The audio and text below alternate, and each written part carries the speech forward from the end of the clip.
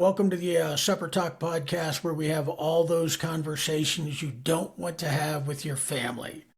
I'm Steve, and this is my son, Chris. Hey, how's it going? Today, we're going to solve all the world's problems by tackling a bunch of things. We're going to talk about a lot of things. One of them is going to be what's going on with the Pope because today's Ash Wednesday. But we're going to talk about a bunch of other things as well. Well, Chris, what's on your plate? So the new barber started at the shop this week. Nice. So that's been new energy in the shop, which has been very interesting for her to come in when so I'm in the middle of this transition of putting an art gallery into the barber shop. Yeah, And I've seen your Polaroids that you've been posting. yeah. Yeah, so that's gonna be a part of it, and this is why I have a band-aid on my thumb, as I definitely smashed my finger last night and was bleeding all over. So I've been waiting for this last couple of pieces of railing to arrive, and essentially this railing is it's a way that you can change your artwork out pretty regularly, but you don't have to repatch the wall and you don't have to repaint the wall in between. So it's a railing that has these hooks that move back and forth, and then there's little clasps that go on vinyl wires that come down, so you can adjust those clasps vertically and then move the vinyl wires horizontally on this rail, so no matter how large your artwork is, it can all be hung wherever. You can size it accordingly.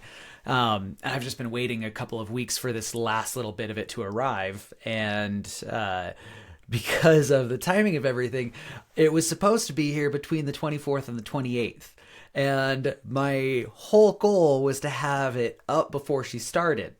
So it gets pushed back, says that it's going to be the 28th that it arrives. It winds up not getting here until the 2nd. She started on the 2nd. So she comes into this space that's still kind of in transition. And it's a blank room with no decorations on the wall. There's no shelves or anything. It's pretty, it sucks right now. I really hate it. And I've been waiting to get this up first, so that way I can kind of build around the art gallery. And I had my investor come in a couple days ago, and we had a conversation about some of the things that I've made direction wise, and he just didn't understand it. So I had to kind of side seat myself and recognize, okay, you're the expert in this area. I'm going to take this feedback, and I need to do a couple more things around the shop. So I've got a little bit more painting that I need to do, and then I need to put a whole bunch of greenery up on the walls. This week's been busy. This week's been really. I'm excited to have someone new in this space, though, just because she's got such good positive energy, and it's really it's a nice change of pace. It's really encouraging. That's awesome. And you've still got one chair you got to fill, right? Yeah, and I told her, so she went from one commission shop in Garden City to another commission shop on the other side of Meridian, and now she's going to a lease location almost near downtown Boise. So she's going from a couple places. And when you move that far from one shop to another shop, and then that shop to a different shop, people will, drop off just because of proximity. So she's definitely in a situation where she needs to rebuild some of her clientele.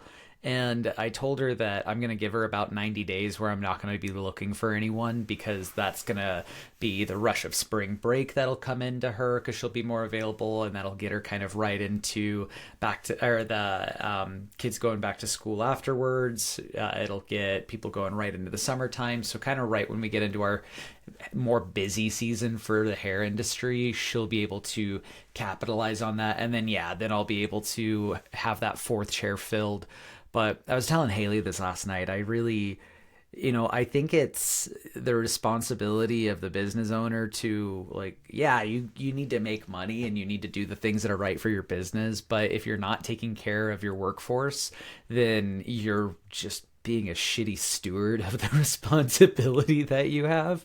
And it's not fair to hire somebody else if now two people have to fight to eat. Yeah, and I would imagine that having three busy chairs would actually be better than having you know four not busy chairs. Yeah.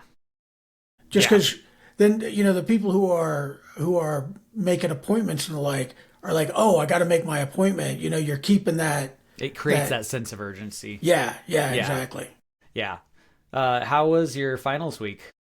It went well. There's last Sunday because all my assignments are due on Sunday night, and I blade ran it right up to I think I submitted my last assignment 15 minutes before the deadline. There's no minute like the last minute.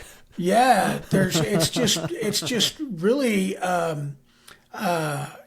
crazy because it's you can always write more or edit more, and that's basically what I was doing. So I just got a couple notices on my canvas. I was noticing from my iPad.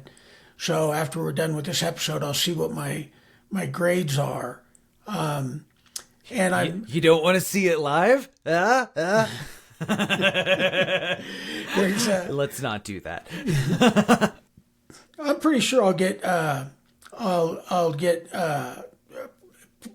really good grade on my Greek class, and I think I'll get a pretty good grade on my evangelism class. The evangelism class is there, whatever. It's just one of those things that you know. Sometimes people think that their area of church ministry is like the most important area and nothing else is more important than it, and you've always got to be doing that one thing, and if you're not doing that one thing, then you're It's a Swiss fail. watch. Yeah, it's a Swiss watch. There's so many cogs and gears. Yeah, yeah, it really is, and I'm like, I mean, I'm fine with people that believe in what they're doing. They think it's important. I think that's great.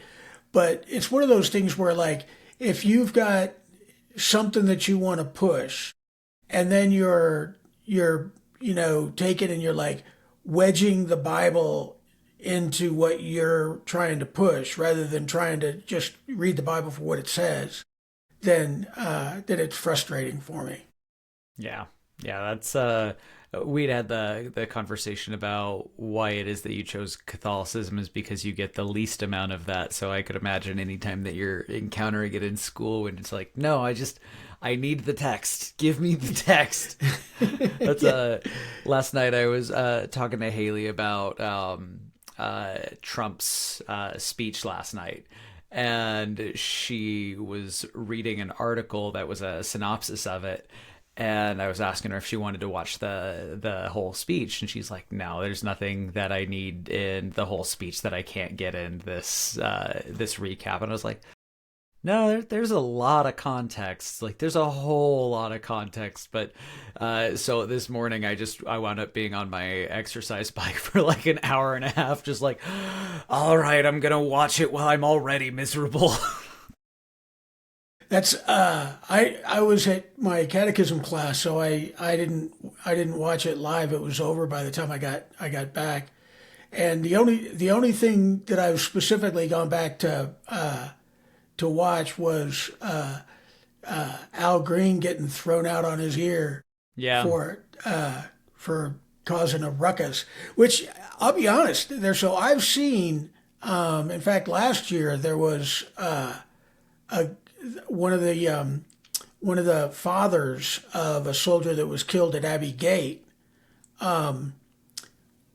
was arrested for making a ruckus when when Biden was given his State of the Union, and the guy was just frustrated because I mean, President Biden had never called, had never Yeah. made any effort to reach out to those families whatsoever.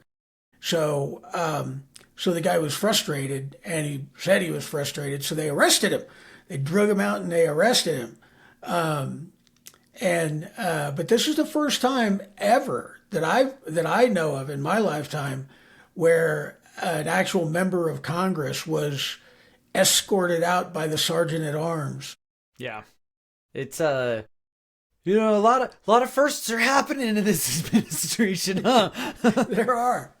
I wound up watching the whole thing, and one of the things that I was telling her last night that's important for me, like especially like with the diagnoses that I have, like I need things so literal and I need to understand things, but there's so much context in body language and vocal inflection, and just seeing the way that the entire air of the room kind of is. I think that that's actually important when you're seeing these kind of addresses from the president. And I like the biggest thing is, man, I think that the whole thing could have been at least a half an hour shorter if everybody hadn't tried breaking their own arms with applause. Like, it was so self-congratulatory, and I get it. It's the Republicans win, and it's them celebrating their wins, and that's going to be a reality of it.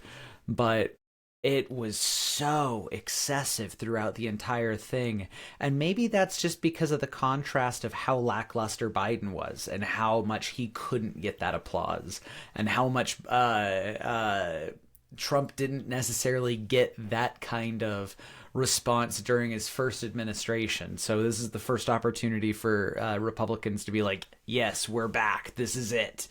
But there's a really interesting body language between himself, the Republicans, and the Democrats. And whenever he's talking to the Republicans, it's a very, very welcoming body language, and then as soon as he turns over to the Democrats, it's all you, and it's very palpable, and I don't know. I think that things like that are interesting.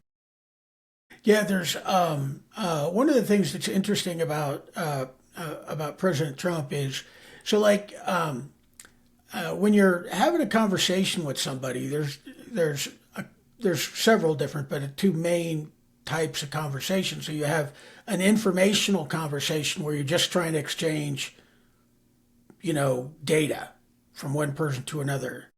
And then there's incarnational Yeah, we talked about this conversation. last week. Yeah, yeah. Yeah, So there's but Trump is weird because he speaks incarnationally. So yeah. everything that he talks about is he's trying to make people feel what he's saying, but he uses like all this information that is like very loosely connected with reality. So he says things That are hyperbolic at best. yeah. And people are like all offended if he's not 100% correct, but it's just not what he's trying to do. No. He's not trying to be textually correct. He's trying to communicate viscerally, from gut to gut. Well, and that was another thing that Haley and I were talking about last night, and it's one of the reasons that she and I actually, my buddy that came over and helped me install the railing, we had like a 3-hour conversation about this because he just does not understand the liberal perspective, and I'm like the only person that is patient enough with him to be able to try and explain it. And it's one of the things that I think you had mentioned either last week or a couple weeks ago about the theatrics in politics. and the sign holding is the theatrics on the left, and the USA is the theatrics of the right. So like both sides are doing theatrics, and meanwhile there's politics that are still happening that are separate from all the theatrics. And I think like a really interesting example is the whole Zelensky thing. And do I think that that was good TV? No, I think that that was kind of embarrassing on a global stage, a little bit, and I think that that was very theatrical. I think that Trump is good with marketing, and I think he's really good with being a TV personality, and I think he's really, really good at understanding the use of political theatrics in a way that I don't think most people are used to. It's just like it's him, but in a weird way, he's acting so much more presidential this go round because he's actually supported. He has an agenda. He knows what he's doing. I don't necessarily like what he's doing, but I'm acknowledging like, yeah, you're being decisive. You're making shit happen. Yeah, and I think a lot of it is like last time, he was a Republican president, but he didn't have 100% support from the Republican Party. So there were still some Bush generation holdouts that were rejecting his populist message. So I mean, again, because Trump is not a traditional Republican at all, and he's not a traditional conservative. I don't think he's No, conservative really at all. no, I've had a handful of people talk about this whole neocon movement, and it's just this is what the new conservatism looks like, and it's in my opinion it's a lot more populist than what conservatism has ever looked like. Yeah, and if you look at you know not just within the political realm, but within the public facing realm. So, like Joe Rogan. Joe Rogan has traditionally been pretty progressive in his views, and he's been very vocal about his progressive views. Um, and And now he's a bit he, of a mouthpiece. yeah, and Yeah. same thing with Musk. I mean, Musk has been a vocal Democrat for years, and he's been pretty vocal about his support for the Democratic Party and for their ideals. Speaking of the two of them, did you listen to the episode of Musk on Rogan that came out this week? I did not. I saw that it was on there, but I was just so busy with school, I didn't have Fair. time to really spend. So I didn't listen to it at all. So I stopped listening to Rogan about a month ago, and I've been listening every episode for about a year and a half now because it was I don't know if I told you about this, but I told my therapist that I needed to expand my capacity for compassion for other people, and it's hard to do that when everyone in my life are people that I'm already compassionate towards and I already like. So how can I actively put myself in situations where I'm listening to people that I disagree with? And I was like, oh, Rogan's perfect for that. He's got tons of crazy people that I don't want to listen to. And like his first episode that I listened to was Paul Stamets, who was the mycologist that I talked to you about. And then I wound up listening to the Tucker Carlson episode, a whole bunch of other episodes. And it's like, if I can, out of a 3-hour conversation, find a 5-minute relatable moment, then I can at least humanize that person a little bit more. And it's a lot of homework to try and humanize strangers, but that might make it so that way I can have a little bit more compassion for people that I'm being newly introduced to in my life. So after like going up to the election, the show just became a real mouthpiece for the party, and I can understand that in the election and the lead up, because you want your guy to win. Uh, but in the time after inauguration, the inability to move away from, well, Kamala was doing this and Biden was doing this, and this whole sore winner mentality that, we're still being a victim of the last administration, even though we won. And oh, they would never have done it as good. It's like, okay, you don't need to, like, you can continue to move forward. You don't need to just continue being an asshole about it. So I've stopped listening to it because that is just not been able to go away yet. But I heard about this episode of Musk, and specifically one of the things that he was talking about on Social Security. And so he's talking about how Social Security is the biggest Ponzi scheme in America. And he's talking about the debt clock. And there's a current generation debt clock, but then there's a future generation debt clock. And because of the fact that Social Security came around in a time when our life expectancy was much shorter than it is currently, the debt clock has spiked exponentially. And because we're now expected to live even longer with more health, the costs have gone up more. So, like, the debt clock in future is significantly more than what it is right now. And if people continue not having children, then the expected costs of healthcare will get even more expensive because there will be less likelihood of having ample amounts of doctors and caregivers available. So he's having this conversation, trying to slowly justify the fact that he wants to completely gut Social Security. And then he says this thing that I just had to stop listening to the episode because it drives me that crazy. And he calls empathy a bug of Western culture. And that empathy is one of the things that has just been manipulated and weaponized out of people. So empathy in itself is not a positive quality for survival. And I'm just like, I just don't, I can't agree with that. I think soft power and being able to help people through soft actions as opposed to hard actions is a good trait. Yeah, there's that anti-empathy thing is really growing in the Twitter sphere. There's I've seen conservative Christian pastors on X, just railing against empathy, saying that empathy is sinful, and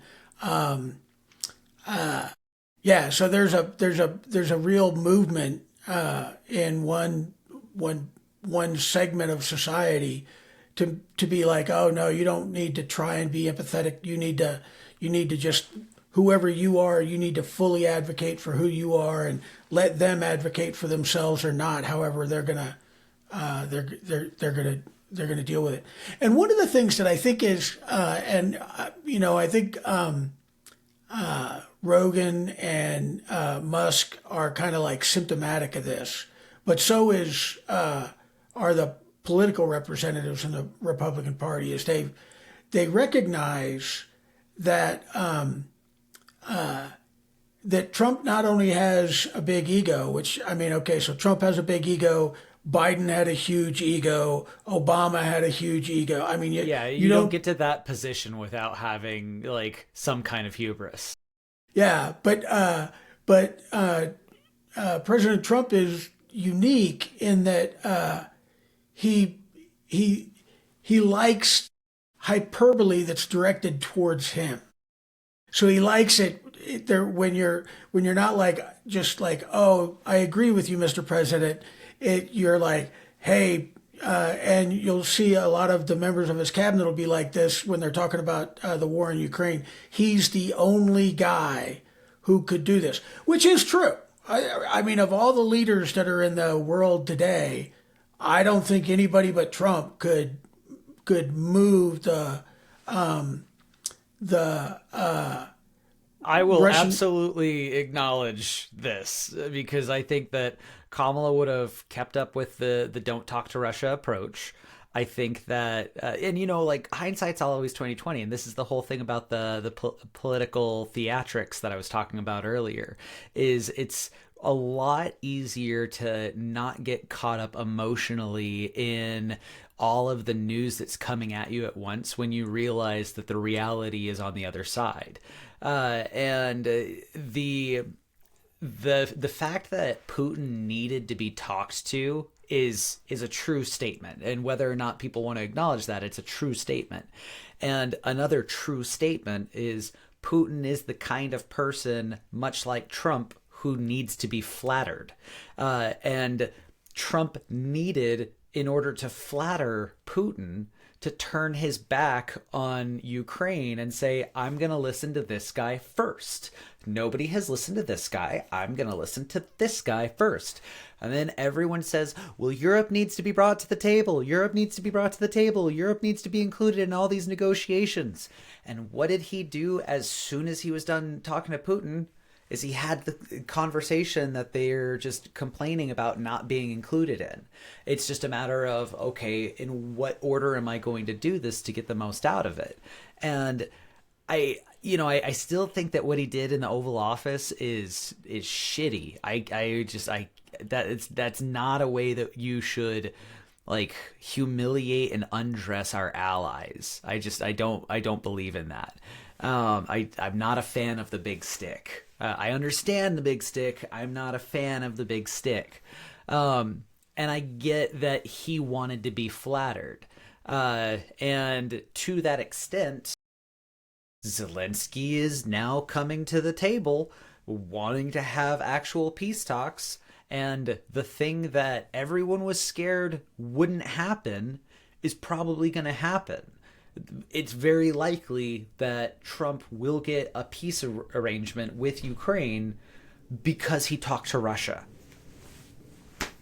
It's weird, but you're right. I think that he might have been the only guy to do that. I think that, I mean, when you look at the whole thing, that there's Zelensky changed towards the end of that interview, and he started being a lot more antagonistic towards the U.S. and and I think that if President Trump had not stood up to him forcefully in the way that he did, he would have gotten just as much criticism of not really being committed to the peace process, because it's like, oh well, not only is Putin walking all over him, Zelensky's walking all over him, and he doesn't have the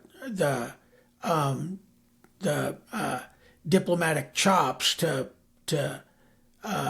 get the deal done. So I think to a certain extent, Zelensky was asking for a black eye, and both Trump and Vance gave him the black eye that he was asking for. See, and I just don't see it that way. I didn't see him becoming an aggressor near the end of that conversation. Uh, in which part of the conversation do you think that he kind of shifted his tone? I think the if there was one fulcrum, it's when he was like, "Well, what kind of diplomacy are you talking about, JD?" When he looked at the vice president. Okay, and when he's not acknowledging the position of the person and he's being a little bit more personal with him and less respectful of the position. Okay.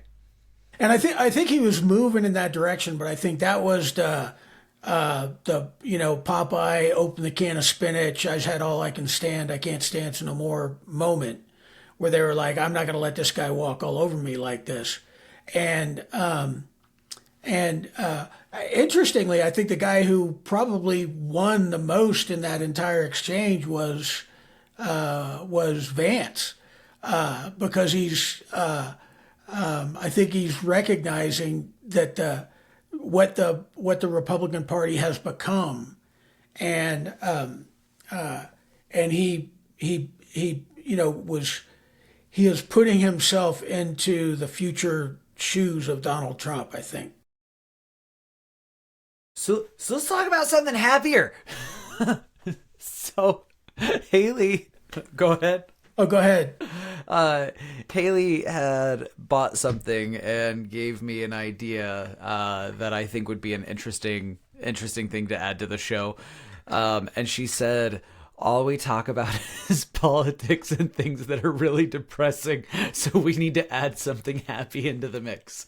So these are table topics. And these it's a conversation starter deck that we have a couple of these, and this one specifically is the family dinner deck. So it's conversations for family dinner, and I thought that we could just go through one of these randomly. So this one, which hobby would you like to spend more time doing? Hmm. Um, there's a probably for me, um, uh, hobbies, I would have to say, and it's weird. I would do more writing.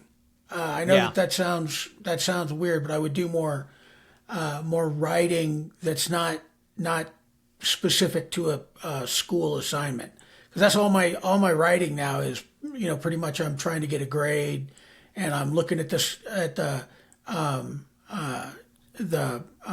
rubric for whatever the assignment is, and I'm trying to make sure that I'm hitting all the everything that I can do to get the highest grade that I can. I'm trying to hit all those things, but there's a lot of things that I have a desire to write about, and I don't write. And like poetry, I haven't written any poems since I I wasn't so darkly depressed that all my poems are really dark and desperate. That's I haven't written poetry in years, and it's because I haven't been sad. Yeah, isn't that And weird? it's really weird, yeah. And I was thinking about that the other day, and I was like, I really loved doing that. And I think what I loved was like the catharsis of getting it out. But now it's not in me, so I have nothing to give. But that process, I miss it so much because like it was so creative and it was so raw and it was so good. And now I'm just like, I wouldn't trade being happy for being sad. There's, yeah, there's, and it's, and I can write what I call muse poetry. So Mm-hmm. like sometimes a person will write a poem and they're describing a garden, or you could even write a poem, describing a bird, drinking out of a bird bath in a garden. And I call that muse poetry because what you're doing is you're just like taking the moment that you're in and you're allowing that moment to grow around you, and you're Yeah. just trying to describe what it is. And I used to do that a lot on the bus. So I get on the bus and I just start writing in the muse about what was happening on the bus, which was again, it was a great exercise in just well, and it's very meditative in that you're trying to be aware of the particular moment and the events that are happening in that very second. I can relate with the feeling of you write so much, but you don't actually get to write the way that you want to enjoy it. And that was I have my Sony camera, which is a wonderful camera, and I absolutely love it. And it's so much more accessible to enjoy photography than the film cameras that I grew up with because it's a sunk cost. I don't have to keep buying film all the time. And what I can do is I can nitpick about things. I can take 100 pictures and then just choose the two. And it's nice to know that no matter what, I can capture the moment that I want. But it's also kind of taken the fun out of it because yeah, I know I'll get a good picture. Like that camera's good enough that it's gonna do the good work that I'm not necessarily going to be as good at doing them on my own, and I'm gonna take enough photos that for sure one of them's gonna be good. So I got the Polaroid i2, which is a manual control instant camera with film cartridges, and it's not cheap film by any means. Like they're like between $2 and $3 a shot. Uh, but the Polaroid is like one of the most finicky cameras that I've ever used. And having the manual controls, there are certain concepts that transfer over for me, but it's concepts on digital moving to the application on analog. And then just realizing that analog machines are finicky living creatures in themselves. So I've spent the last couple of weeks using the Polaroid. I've been going on walks on my lunch break. I've got an hour-long lunch break, so it gives me enough time to walk to the Boise train depot, walk around the rim, and see like all of downtown Boise. And I can either do that lap as a photo walk, or I can go down to Ann Morrison Park and then take a lap around the wildlife sanctuary down there. And like the other day, there I got some really good pictures of a heron that's just nesting right now. But I've been taking this Polaroid and it's forcing me to be in the moment and think like, okay, this costs me money. Do I actually want to take a picture of this? And I need to be in the moment. I need to make sure that this is set up properly. And then there's this whole like anticipation of, I hope I didn't screw it up. And I've had like so many screwed up photos, but it's art, and that's kind of the whole process of art. Is it's messy in the beginning, you don't really understand it, and then once you start getting a feel for how it is that you interact with that art, that's when you can really start having fun with it again. And I'm starting to get to that point where like it's getting fun because I'm starting to understand how the camera works. But it's I I have gone through so many cartridges of film trying to learn, and it has not been easy. Yeah, that's when your mother and I got divorced. One of the things that was in the divorce decree was she got half of all our photos. And I was like, so I'm like going through and if you remember, we had like, I mean, we had Yeah, boxes and boxes filled. so many photos. Yeah. And so I'm going through them and I'm like, man, I just I couldn't say, okay, this one's for her, this one's for me, this one's for her, this one's for me. It was just a really, really emotionally draining process. Yeah. So I took all the photos and I mailed them to a company called Scan Cafe, and they scanned them all, turned them into digital photos, sent me a couple of DVDs with the photos on them. So then I just gave all the physical photos to your mom, and I had the digital ones anyway. So, but when you were growing up, it was very much that way. So we had in a Polaroid, we had a 35 millimeter camera, and I'd take pictures all day long we'd be somewhere doing something like I remember when your grandma visited us in Germany. So there's we were just taking roll after roll after Mm-hmm. roll of film, but then you don't see what you did for 2 weeks. Yeah. And like we were sending them to the States. We're living in Germany. We're sending them to the States to get developed. And yeah, so then you're like, oh, okay, and you go through them and you do like a first cut because some of them are just they're just really Garbage. really Yeah, they're just Yeah, totally garbage pictures. But even the ones we kept, I mean, a lot of them, they're like, that's not the greatest photo. But it's the only photo that, from that particular visit that keeps the memory alive, I guess. So that's why I've got some. that's I have all of the photos that are the crap photos I'm still keeping just because it's like there's still enough of what was in that moment that I can make out like, oh yeah, this was the Rock and Mineral Expo, or like, oh, this was the icy veins in the backyard when we had one snowfall. So there's been a couple of things that are garbage. But I don't know. I like keeping those ones too, just because they wind up being the thing that shows the process of all of it. And Um, what may be interesting to do is to take all the photos that you don't want to use and cut them up and make some kind of a mosaic art piece out of it. well, did you see the Instagram story I did of the emulsion lift?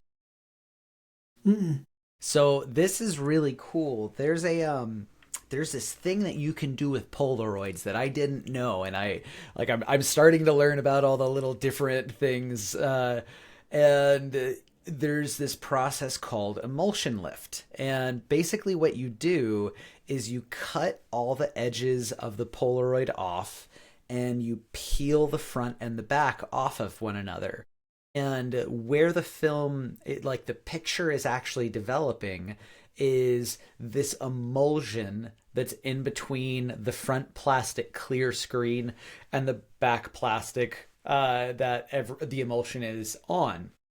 So if you peel those apart and then put it in water that's hot water, the emulsion will lift off of the back piece, and it will come off as a single thing, kind of like if you ever see hydro dips, like when people are dipping shoes. So you can take that emulsion lift and then get a watercolor card and put that underneath, and then you just smooth it out. It's like this 15-minute process, but you can take the picture from your Polaroid and put it onto something else, so that way you can make art with a Polaroid. You have to do it relatively quickly, just while the emulsion hasn't set yet. But it was a really really fun process. I'll send you a picture of it later. It's in Haley's office. Sounds cool. Yeah, there's your great grandpa Chuck used to use Polaroid cameras, which I thought was funny because he only had one arm. So so he'd take the picture with the Polaroid, and the film would shoot out the front, but he couldn't grab it because he was holding on to the phone, or he was holding on to the camera with the only arm that he had. So then he'd have to set it down. There's a yeah, there's a he was so funny with some of the stuff that he would do. Like like he would pop popcorn if there's on the stove. Because I mean, this was there was no microwave ovens or Well, whatever. he's the one that taught you to use bacon grease, right? Yeah, yeah. And there's but to watch a one armed man pop popcorn on the stove is just hilarious. And he would always he'd put way more popcorn in the pot than would fit once it started popping. And he just let it pop, let it pop, let it pop until the lid started to come off. And then he'd dump the top part out into a bowl and put it back on the stove. But it was like this gymnastics where he's taking and he'd put like the hot lid under his stump arm, and it's like really really hot. He was he he was a funny guy. Uh, these are the stories where people just need to recognize like it's funny. Yeah. Uh, I to go back to the what hobby would I like to spend more time doing? I was actually just talking to Haley about this the other day, where so it's starting to get nice again. We're starting to have days that are like almost 60, and this is the time of year where I would typically start going out and doing my overnights, and I would start doing my camping.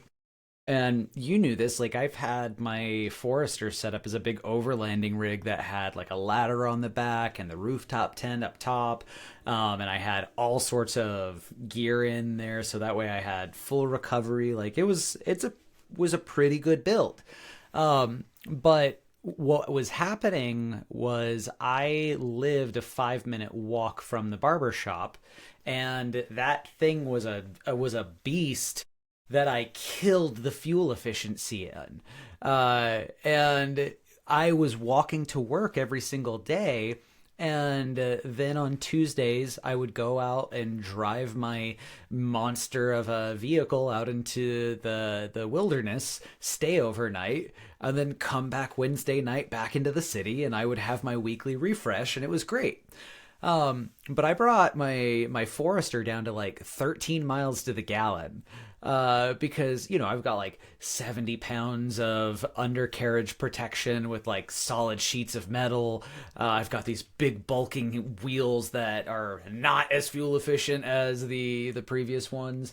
I've got a 200-pound tent that kills any kind of wind resistance. I've got a ladder that's just heavy. So the thing is not built for distance or speed. It's built for a good time. So when we moved out to Meridian, I had to make the practical decision of I can't drive this thing back and forth to the shop every day. Like I just can't do that.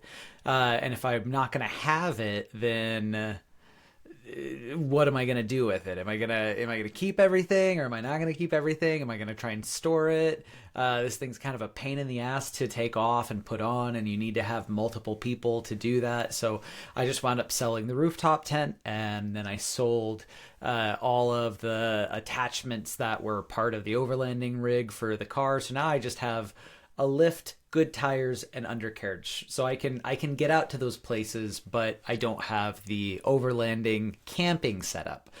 And the irony of this is when I first started buying camping gear, overlanding wasn't the direction that I was going. So I had a bunch of like traditional tents and cots and normal camping gear.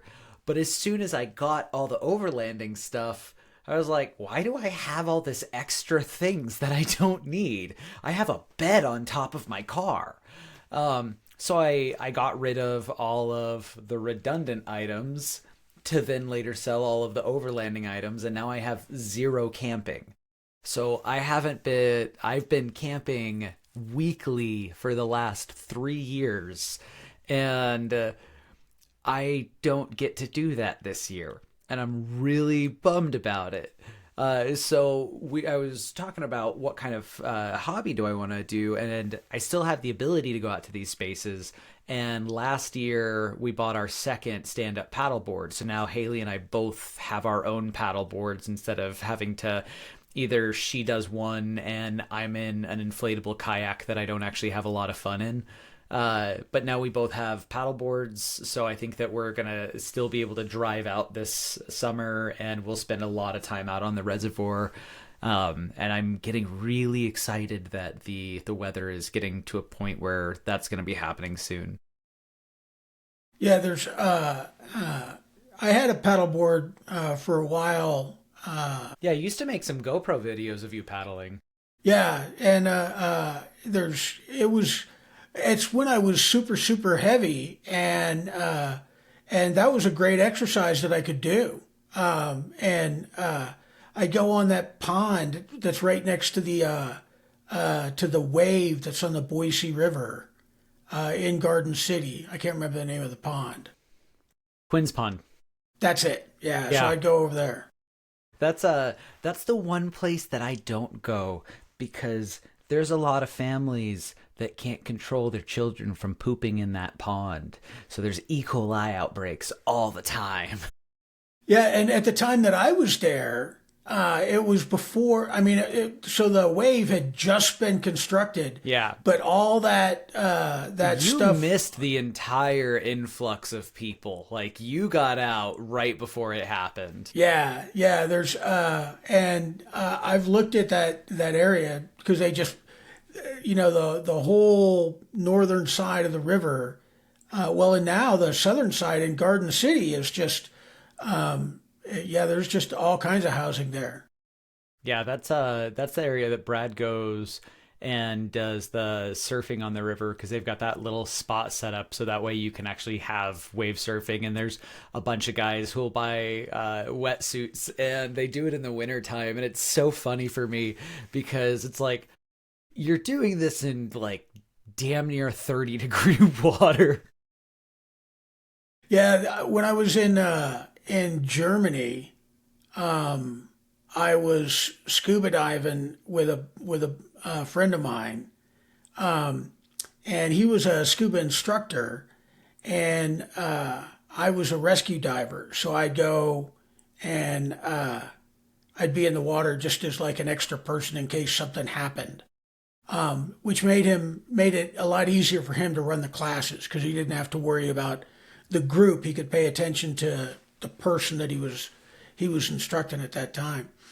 But so we would do these rescue dive courses, and I would play the victim, and the lakes in Germany are just so boggy and murky, and you get down on the bottom and it's freezing cold, and I mean, you gotta, like, you're checking your air, but you gotta like put it right up against your mask because there's no visibility in the water because you're really just like you sunk down into the sludge at the bottom of the lake, and then they'd finally, so the rescue divers would be doing search patterns, and they would eventually find you because that's kind of what they're supposed to do, and they take you up to the top, and I'll never forget.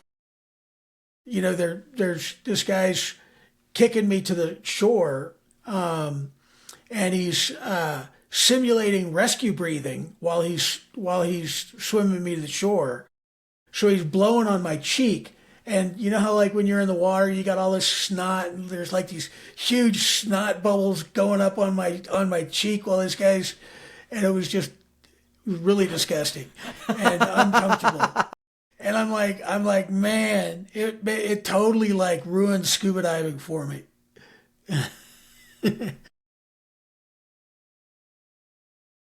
It was just really disgusting. Yeah, it was. So, speaking of time in military, you had mentioned earlier that you wanted to talk about some of the things that had changed with some of the bases recently. I actually talked about this with one of my clients about how they changed Fort Bragg, and I think that the story behind it is interesting. I think that it's actually really really um, fun the way that it was changed back, but it wasn't changed back. So with Bragg, it was originally it was a Confederate general, right? Yeah. So there's and the thing is, it's really a good the way that that happened, and now the corrections are happening, or the responses are happening. It's it's a good picture of what's going on in the country right now because you know the Biden administration did this review of base names, and they wanted to rename the bases that were named after Confederate generals. But it was like this huge issue that wasn't a problem for anybody concerned. Nobody in the Army was like, oh man, I can't believe that Fort Bragg is named Fort Bragg. There's because not only is the guy a Confederate general, he was a horrible Confederate general. But everybody was like, okay, well, whatever. They named it that, and that's what it is, and it's always been Bragg, so we're good to go with Bragg. Same thing with Benning and Fort A.P. Hill, Virginia. You and I were there for the Boy Scout Jamboree. But so nobody in the military was upset about the names at all. But within the Biden administration, there were a whole bunch of people who were within his woke DEI kind of realm that were like, well, we have to change this. So they went through a big review process, and then they just announced what these names were and renamed it. And literally everybody in the military was like, this is the most woke bullshit I've ever heard of in my life. I can't believe that they did this. Everybody was complaining about it. I was just it was really, really viewed negatively. And it again, they probably could have changed the names, and not gotten nearly as much pushback. But they changed it to stupid things like Fort Liberty. That's part of it. That's it. Yeah. So like Fort Liberty, whose idea was that? I mean, It's a stupid name. yeah. It just there's and the name like I mean Fort Bragg is an iconic base within The military community. yeah, in particular within the infantry community and the special operations community. So there's the 82nd Airborne is at the time it was the only airborne division in the Army. Very very storied unit. Lots of history, World War II, lots of history. But so it was just like, and Fort Benning was always considered like the home of the infantry, and Fort Bragg was considered the home of the airborne. But Bragg also had the John F. Kennedy Special Warfare Center. So all of the schools surrounding special operations. So the Special Forces Qualification Course, the SEER course, the Survival, Evasion, Resistance, and Evasion course, or Escape. Anyway, the SEER course and other special operations courses were run out of Fort Bragg. So basically, I mean, all the war fighters, all the guys who were like kicking down doors and getting the bulk of the offensive work done. The badasses on the front lines. Yeah, during the global war on terror. Yeah. You just rename their base, and not only did they rename the base, but they made it so like if you didn't like the new names, you didn't like them because you were a racist. It's because you like the Confederacy. And yeah. if you want to have Fort Bragg, it's because you want to go back to the Confederacy and the ways of the South. And it's like it's the same thing. It's like I can't believe how many things we compare to Nazis, and we're like, oh man, this guy's like Hitler, and this guy's like, and it's like, no, they're not really like Hitler. And I mean, we spent a lot of time in the South. There is 100% racism in the South. To say that there's not racism in the South is to say that there's not racism in Boston. Like it just exists. Yeah, and I mean that's one of the things, but that's a really good good illustration of how this gets extrapolated, because so like there was a lot of people who just were really really upset about the initial name changes, and they never changed. So most of the people that I know now that Fort Bragg is back to being Fort Bragg, but instead of being named after a Confederate general, now it's named after a PFC from World War II.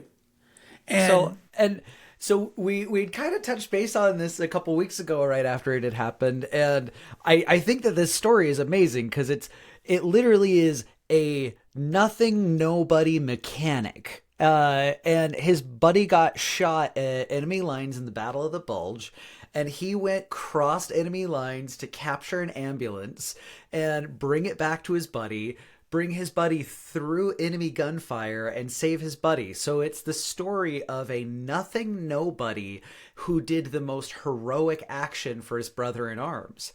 And the thing that's so fantastic about this is I do think it acknowledges there was some outrage. Like, it shouldn't be named on a Confederate general, but we've now named it after somebody that you can immediately relate with and identify with as a private, as a nothing nobody, that you could actually still be heroic early on in your career. But the question that I'd asked you a couple weeks ago was, what? So are they just going to go through all of history for every single one of these bases and find some Benning with a cool story? And here we are. And that's exactly what they did for Fort Benning. So Bragg was the first one. And again, it's the cultural thing. So Bragg was the one that was just sticking in everybody's craw. And they're like, man, I can't believe that SOB changed Bragg to Liberty. That's so stupid and la, la, la. So there, lots of people were very, very upset about what the Biden administration did in the renaming. So, and just this past week, Secretary Hegseth renamed Fort Benning to Fort Benning because it went from Fort Benning to Fort Moore. And Fort Moore was in recognition of a Lieutenant General, Hal Moore, and technically his wife, because they were big on Fort Benning. They were well Were they loved accomplished? yeah. He had gotten I think he got a Distinguished Service Cross for something he did in Vietnam. So it was a legitimate. I mean, if you, in fact, the If you thing that were renaming it, then that would be a good person to rename it to, if it wasn't the space that had so much history with special forces operations and training. And because this space is a little bit more revered, the name should have stuck because of the reverence towards the specific base. Is that my understanding? Yeah, and like a lot of the feedback that I've seen on social media with regard to it is a lot of people were like, "Hey, this was one name change that made sense," and and a lot of people are upset that General Moore is kind of getting now it's an apparent slight, so it's like a slap in the face to the Moore family and. And Hegseth, Secretary Hegseth actually acknowledged that in his order, and he ordered the new Fort Benning to do something to recognize Moore and his wife and their contribution to the Fort Benning community. So I don't know what they're going to do. I mean, they were ordered to do something. So the base isn't going to be named after him anymore. Now the base is named after another private, some guy who got a Distinguished Service Cross in World War One. But they did exactly what we were talking about. They're just I had going to go down. back a little bit further. Yeah, they just looked to find somebody else with the name Benning that because Congress, and again this was part of the two-party rule under the Biden administration. Congress made a law that you couldn't name a base after a Confederate general. Once they did it, they were like, well, we don't want them to ever do it again. So they made a law saying you can't name anything after a Confederate general. Now, when it comes to the Confederacy piece, I'll be honest. I don't know any other country in the world that names military bases after rebellious leaders Losers. that were Oh, defeated. leaders, losers, one of the two. Yeah, there's so I don't know of any other country in the world that does that, and I've often thought that that's pretty strange. But again, if you in the South, the the Confederacy, the Daughters of the Confederacy. These organizations have been around for a long time, and there's for many people they don't see the racist connection, although there's very clear racist connections. They don't see those because they just see it as the culture of Heritage. the South. Yeah. Yeah, it's the culture of the South, no, and racism is all in the past. There's so a lot of people were like, "Hey, we should have left this. We should have left Fort Moore as Fort Moore, because once they changed it, why change it back?" But there's I mean, I hope that what I hope they do is there's a building there called Building 4, and Building 4 is like a big schoolhouse. That's where I was telling you that when we were talking about microphones. Do you want it to be the more for? Yeah, there's. I think that the Hal Moore Infantry Center or something like that. Is there only one floor in the more floor?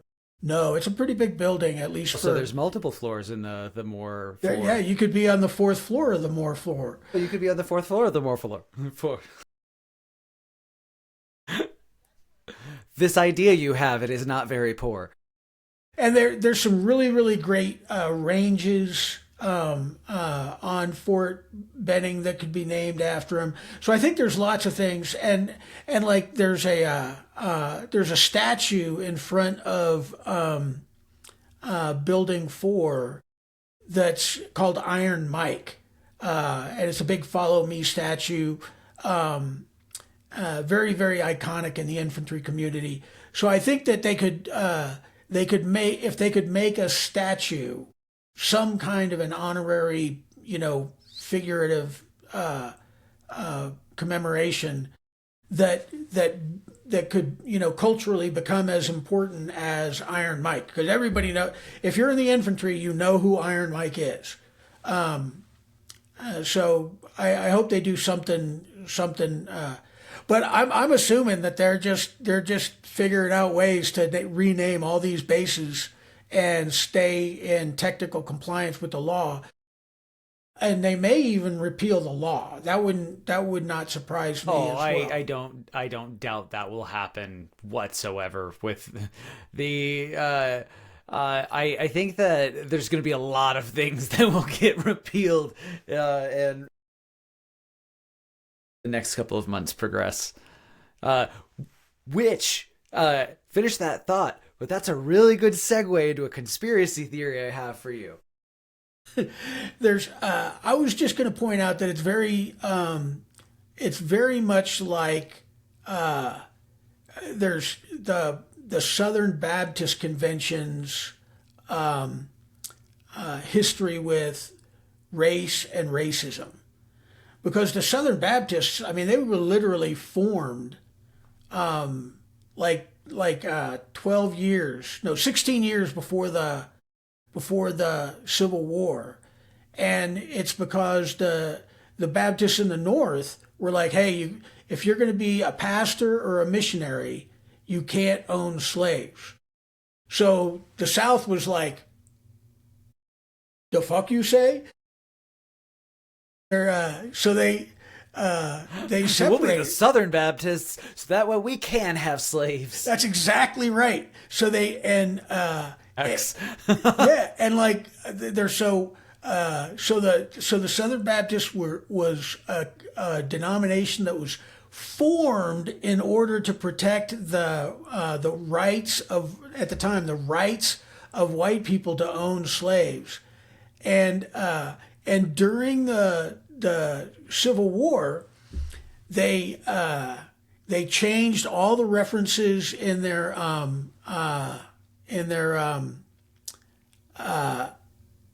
Constitution that said United States of America. They changed it to Confederate States of America. All of the chaplains in the Confederate Army were Southern Baptist chaplains, and there's and then even after the war ended, the Southern Baptists worked very, very hard to try and prevent any kind of an equal rights movement that would give any kind of parity to Black Americans, and you don't have to take some like liberals view of it. In 1995, the Southern Baptists passed a resolution that confessed all of what I just talked about. Everything that I just talked about, they were like, "Yep, we started our denomination to perpetuate slavery. We worked really hard during the Jim Crow era to prevent the Civil War amendments from being implemented into law, and even after the Civil Rights Act, because the Civil Rights Act was passed in 1964, and it was more than 30 years later that they admitted that they had, for most of that 30 years, they had been trying to circumvent the implementation of the Civil Rights Act. It's just one of those things. It's like, oh well, they're like, well, we confessed in 1995 that there's no racism, so we're not going to talk about racism anymore. But for 150 years, there was there was Nothing to see here. exactly, and even worse, there's their flagship seminary. So the Southern Baptist Theological Seminary, all, not all, but most of the Southern Baptist pastors were trained in 2018. They published a report that admitted that everybody who started the seminary were slave owners. They and they knowingly taught junk science. They knew that eugenics was junk science, but it fit their racial superiority agenda. So they taught to the pastors this idea that that black people were an inferior race, that they were genetically different than white people, and because of that, they can't be trusted. They shouldn't be considered to be So, even of the same species. so just for clarity, did you know about all of this before or after raising me in the Southern Baptist Church? You know when I found out about it was I knew some of it. So like I knew that they started to protect slavery. That's kind of pretty well known. Yeah, that one's the easy one. Yeah. There's but I found out about it when I was in seminary, and I took a In Hawaii? no, here Oh, that okay. so while I was so I'm in a Baptist seminary, and I took a class on So much longer after. much longer after. Yeah, Good. I'm there's glad you didn't actively bring your kids into that, knowing that.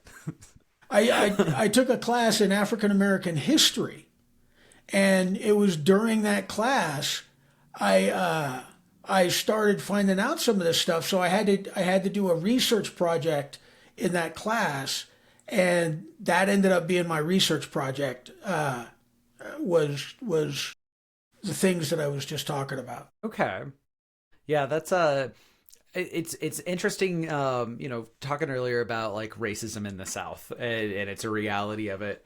When I was working for T-Mobile a couple years ago, they sent me down to Chattanooga, Tennessee, to help open up a call center down there, and really really fun experience. Chattanooga was a great city, and some like it was this really funny experience because I have spent my entire life actively getting rid of any resemblance of my Southern drawl.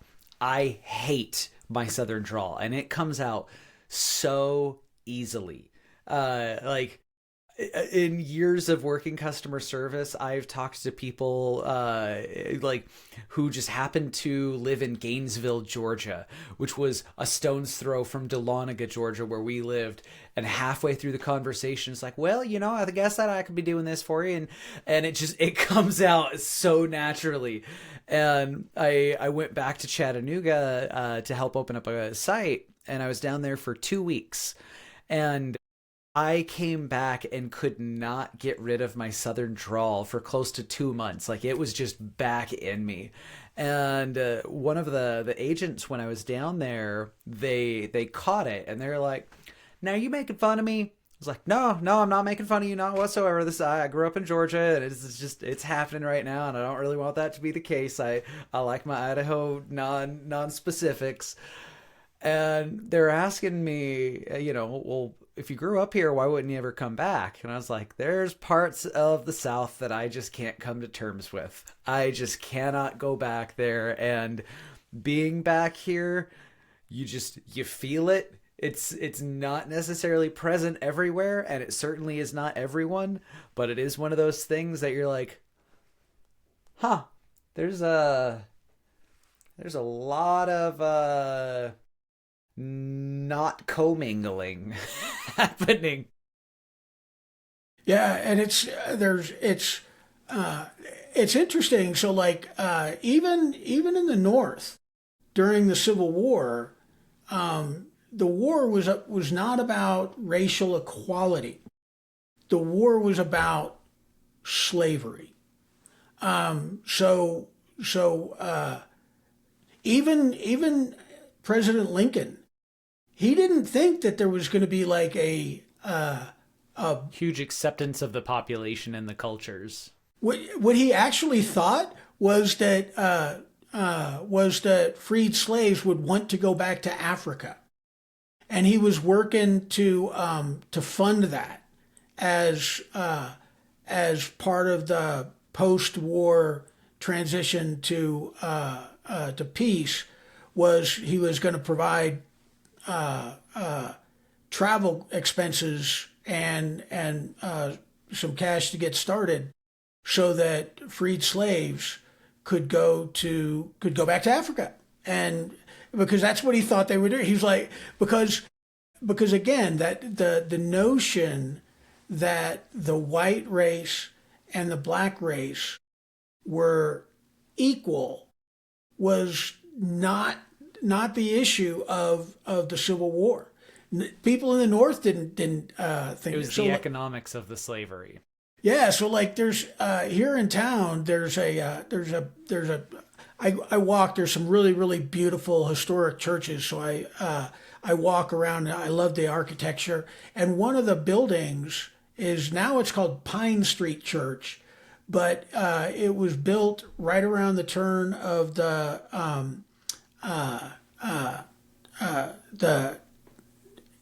19th and 20th century. So it was like right around there. And it was the First Baptist Church. And it's right here in downtown Boulder. So very, very right in the heart of downtown, the First Baptist Church. And it was an American Baptist church, which was the part of the Baptists that said there couldn't be slaves. You couldn't own slaves. So this was the progressive, northern part of the Baptists. And but the Second Baptist Church, which was founded at the exact same time, is on the east side of town. That at that time it was out of town, and the Second Baptist Church then and still to this day it's a black church. If you go there and you walk in during a Sunday service and you're white, you're going to be the only white person there. It's going to be like those 2 weeks that we went to the Black Baptist Church in Hawaii. Yeah. There's it's like, we're very clearly not the average goer of this service. but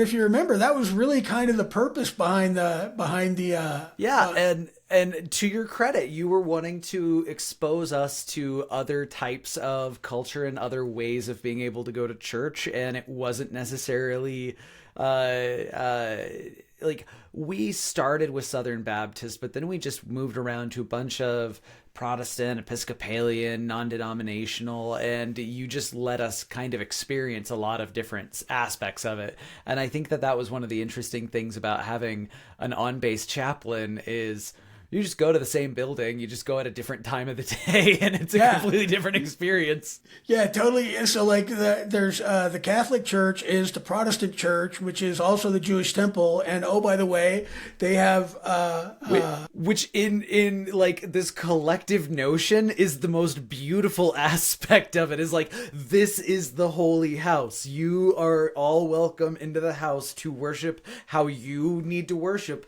but this is your Lord's house. And I think it's a beautiful gesture that probably has so many people that hate it. yeah, there's like, and when we were in Alaska, we were going the chapel that we would go to was called the Northern Northern Lights. Lights, yeah. Yeah, and it was funny because it had movable walls behind the pulpit. So the Protestant, you'd pull it out and it would have a cross. And then you could push that wall away and pull out one that had a crucifix for the Catholics.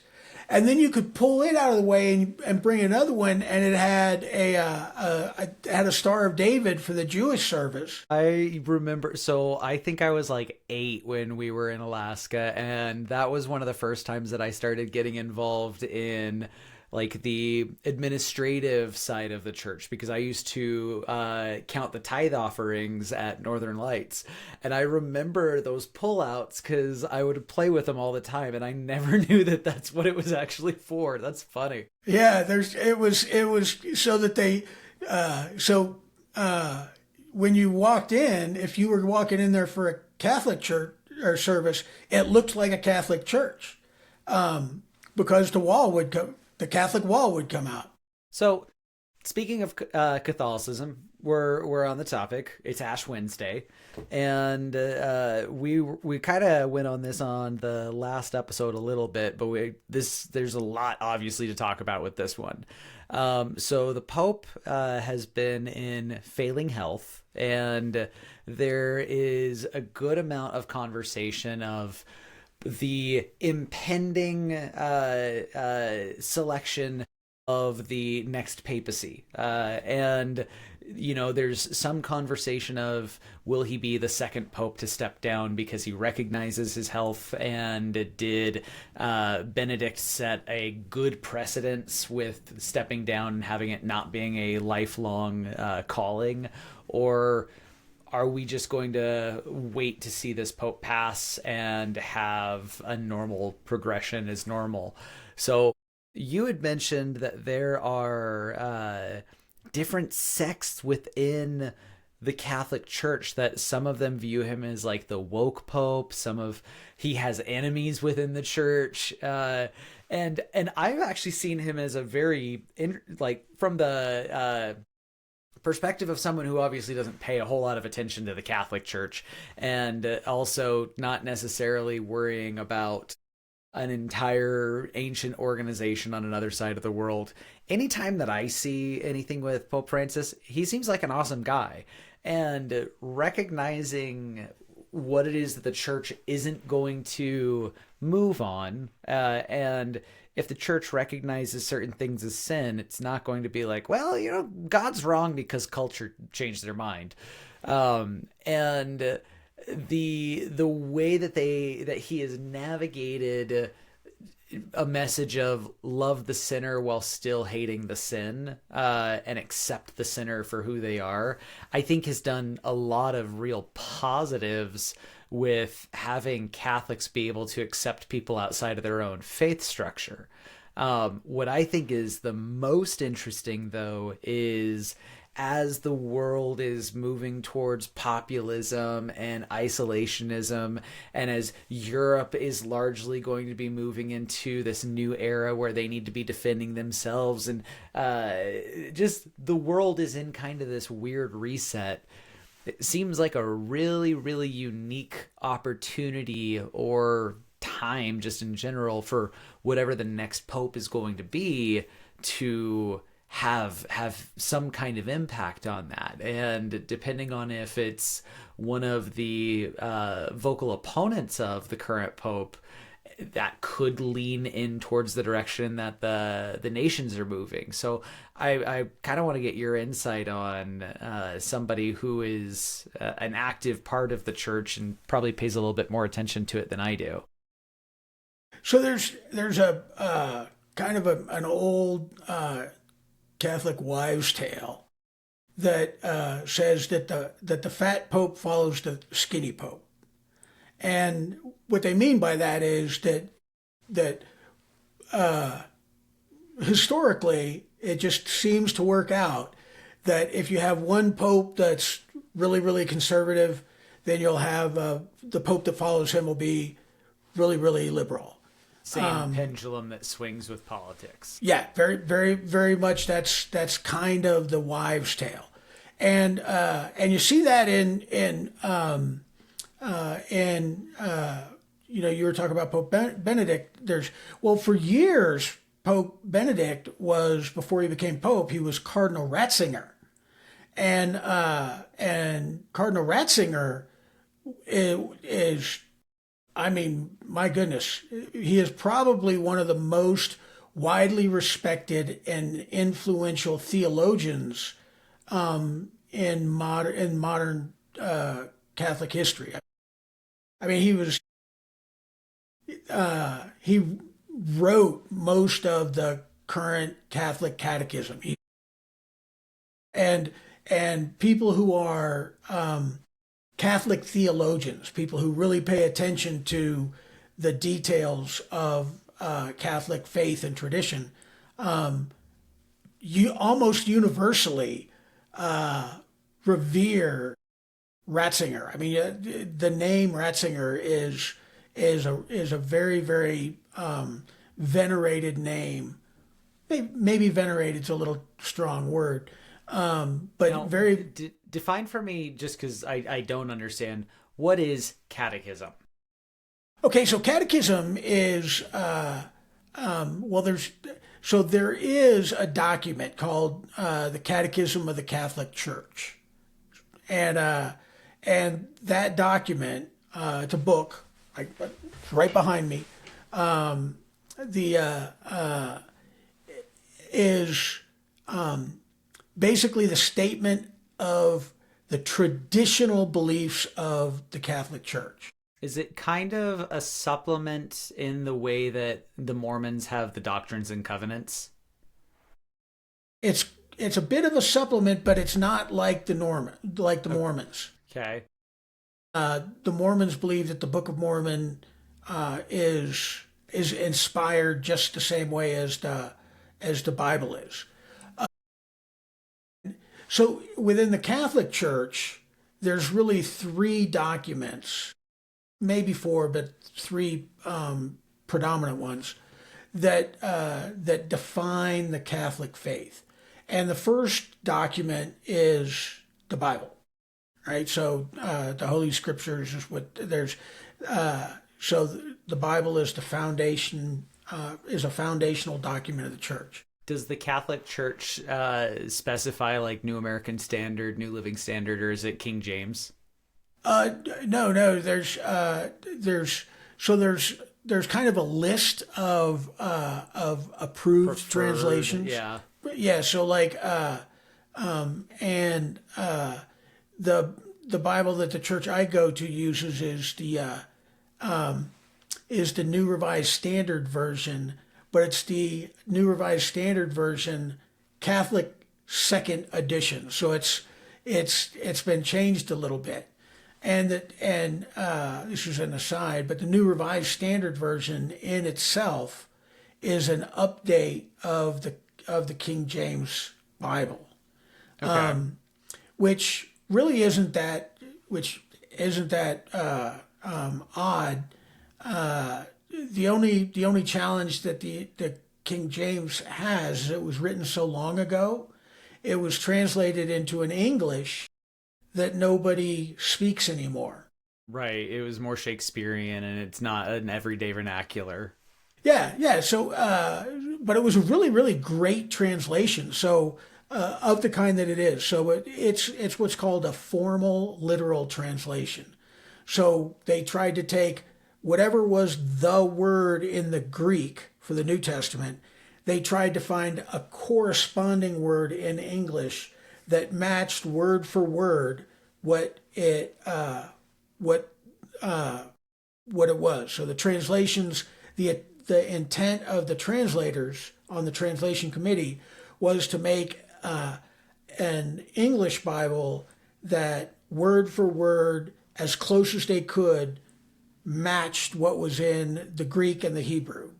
And there's other translations that are not that way, like the New Living Translation is a translation of the Bible where it's more of a thought for thought. So there's like if you look at the New Living Translation, sometimes the word count within a chapter or within a verse, the word count is like way, way more in the New Living Translation because Because they're it's trying using. to paint a picture as opposed to give you an exact translation. It's exactly right. Yeah. But if you're trying to work with the original language and see what it was, very, very difficult to figure out. Okay, well, which word in this passage is relative to the Greek word? So And the yeah. only people who speak the way that was spoken in King James Version is Monty Python.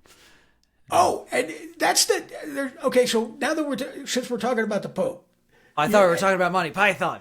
no. There's so with regard to the current Pope's circumstance, the Monty Python "Bring Out Your Dead" sketch is like so much. It's like I'm not dead yet, and I'm watching all these people in the news, and they're like, holy cow, Chomping at the bit for scraps at the table. I'm like, you have got to be kidding me. How can you be sitting there and you're like, oh man, well, the next pope is going to do this and the next and the guy is in the hospital and they're giving him newspapers every day. He's got to be going, I'm not dead yet, you know? I mean, I feel happy. there's and I'm like can can you imagine going into the hospital and your grandparents are there and one of them's on their deathbed and you're like, oh man, well, let's get the will and let's read it now. Yeah. And you're Well, like, and what's worse than that is like this is all of the. I mean, ultimately, it's his confidants. It's. I mean, the Pope doesn't really have peers, but it is the conclave that's around him, and it's all of the individuals that are closest to him that are just like, we wait. now the Pope actually does have peers. Now he's the first among peers. So he's there's but the Pope is the Bishop of Rome. So he's a bishop, just like every bishop in the Catholic Church is believed to be part of the apostolic succession that begins with the Apostle Peter, the Peter that authored the two books in the Bible and is in the Gospels. That Peter. That Peter. So That Peter. Okay. yeah, so there's like an apostolic succession, and every bishop has a document that can trace their lineage all the way back as far back as it can go. But so the bishops are the apostolic successors to the original apostles, which were the 11 that Jesus commissioned plus Matthias, because Judas got kicked out when he died after he betrayed Jesus. And then they selected a successor to Judas, which was Matthias. But so those guys are the original apostles, and the Pope is so like everybody's like, oh well, the Pope can just make whatever rule that he wants. That's not really the way it is. The Pope does have there is a doctrine of infallibility, but that's when the Pope acts as the leader of the apostolic see. So all the apostles. So they'll have like a synod, an apostolic synod, where all the bishops from the whole world go and have a conference, and then they'll come up with a document, and at the end of the that document process, the Pope will sign off on it. But it's not like the Pope went up to his room and wrote a document and said, "Hey, this is what." A good example is in the Catechism of the Catholic Church. It's a big thick book, and it was made official by Pope John Paul II. So and and Francis, the current pope, changed it, but he didn't change like the whole thing. He changed one paragraph in the entire document. Everything else in the entire document is the exact same. One paragraph changed from the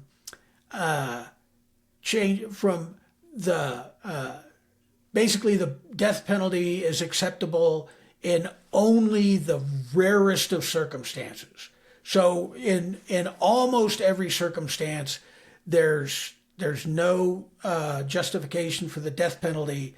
But if it just happens to be that there's no way you can keep this person away from society, so like if Mexico's a good example, there's lots of people who get busted out of jail in Mexico.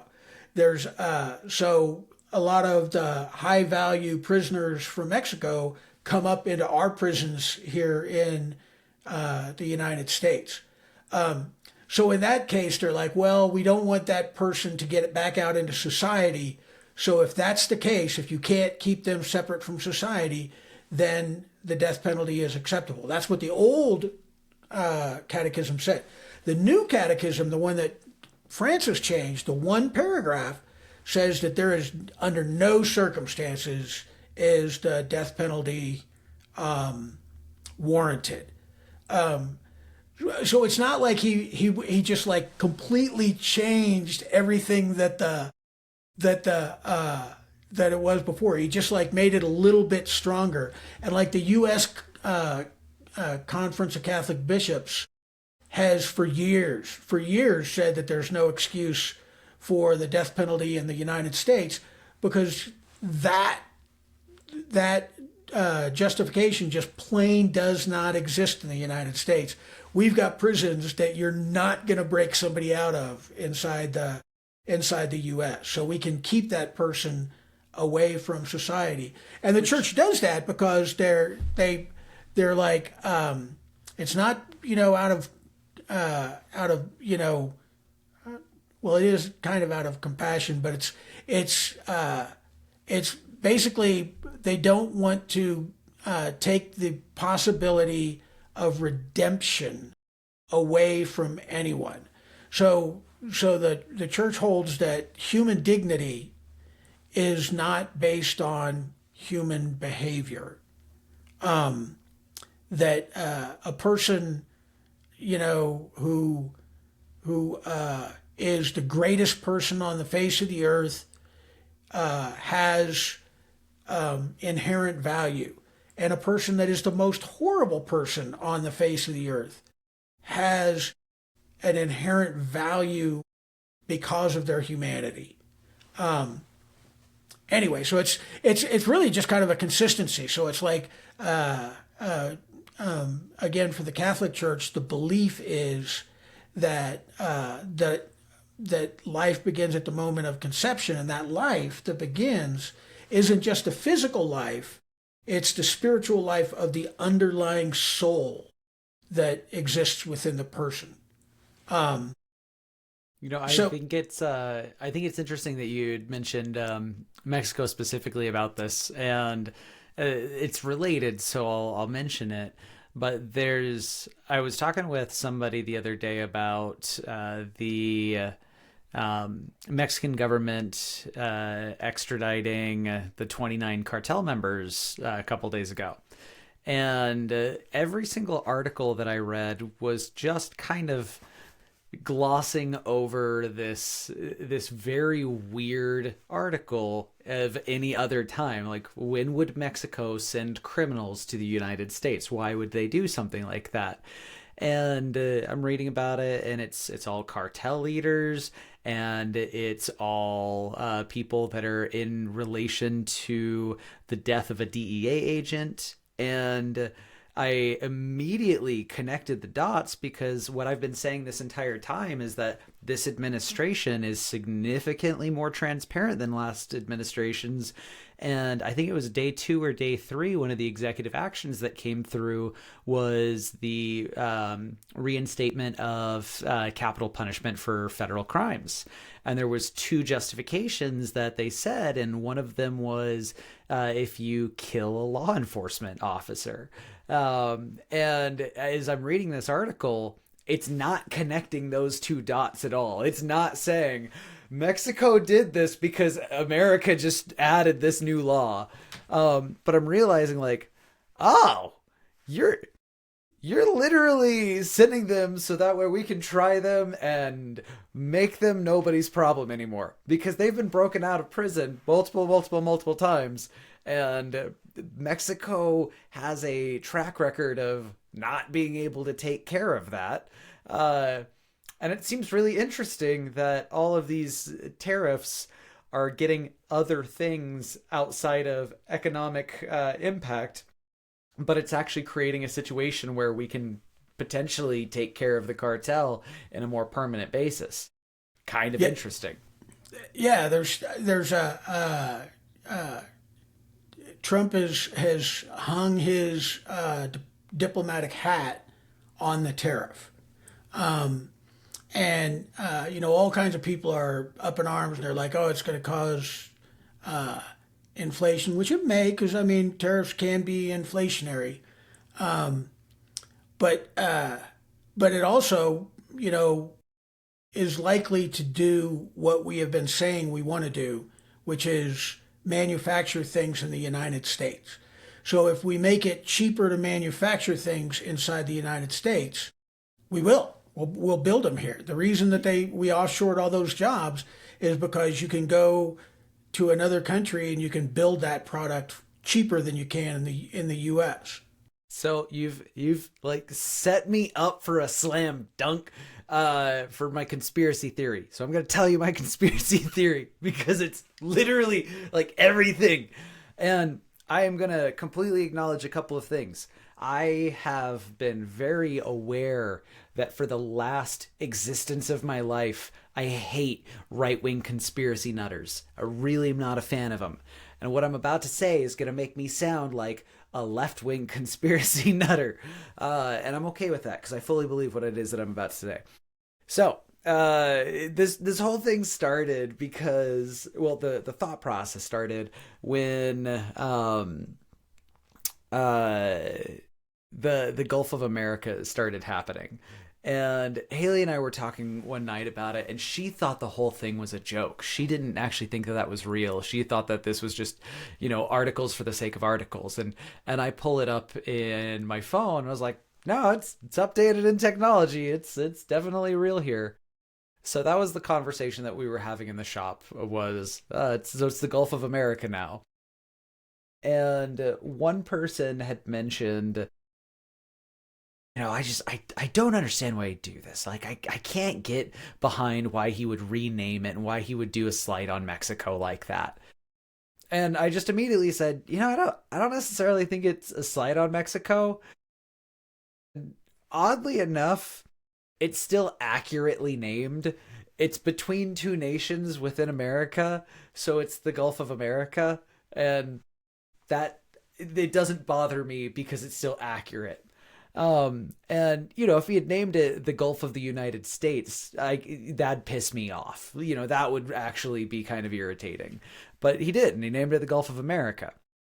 And in that moment, I realized oh, this guy has never said make United States great again. This guy has always been saying make America great again. So here's where I'm connecting a couple of dots and sounding like a conspiracy crazy person. So we have this conversation that the nation has been having for the last month that I think is absolutely stupid. And it's a conversation about Greenland. And now, for whatever reason, the entire cultural zeitgeist of America knows the process of how one nation would actually purchase another nation, because we've all been talking about, like, oh, how do we get this from Denmark? Well, first off, their citizens would have to vote for it. They'd have to want it, and then we'd have to want it. So our citizens would have to vote on it, and then the two nations would collectively be able to ratify the agreement, and then we'd be able to make so now we all know way too much about the civics behind actually purchasing a nation.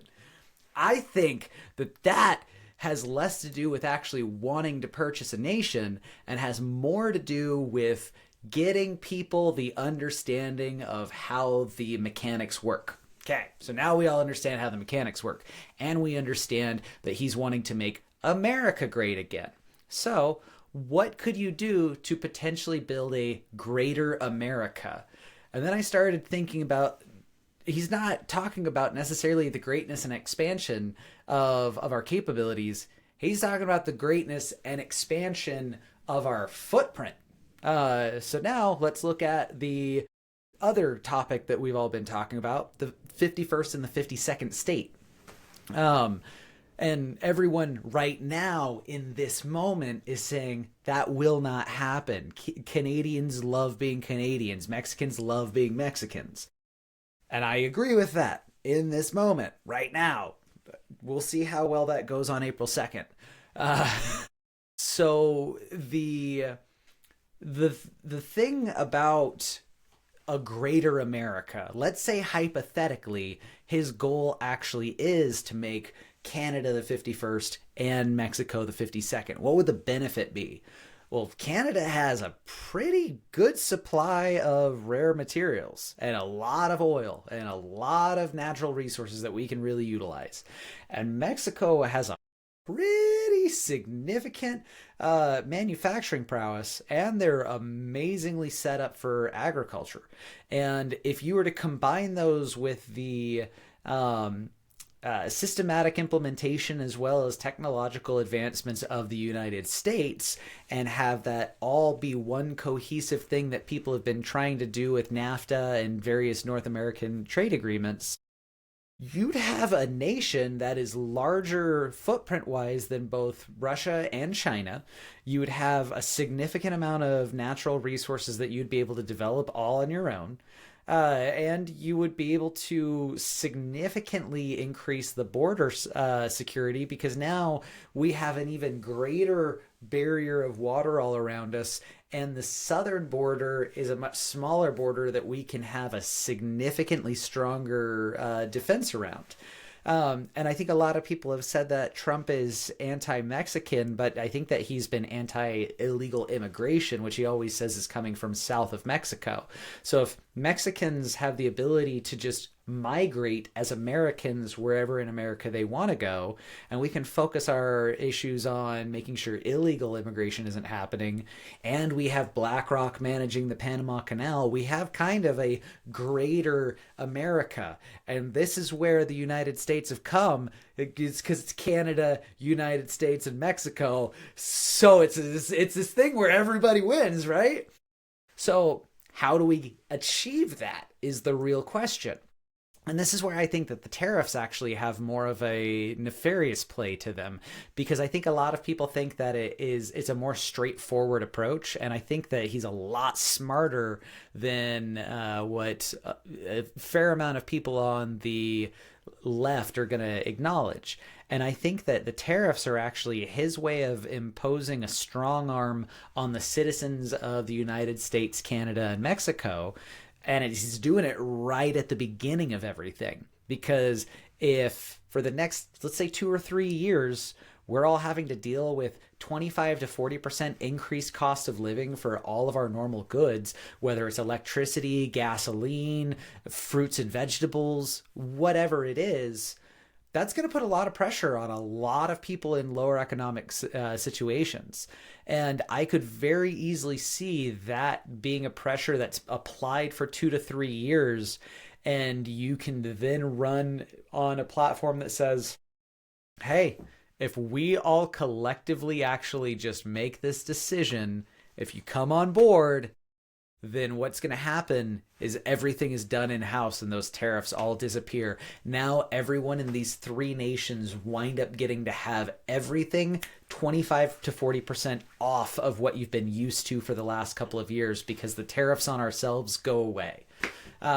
And that's my grand conspiracy of how the tariffs are actually being utilized against the people of these nations to try and form the greater America that is the Make America Great Again campaign. So, what do you think of my conspiracy? There's I think a lot of what you're saying is could have some basis in reality.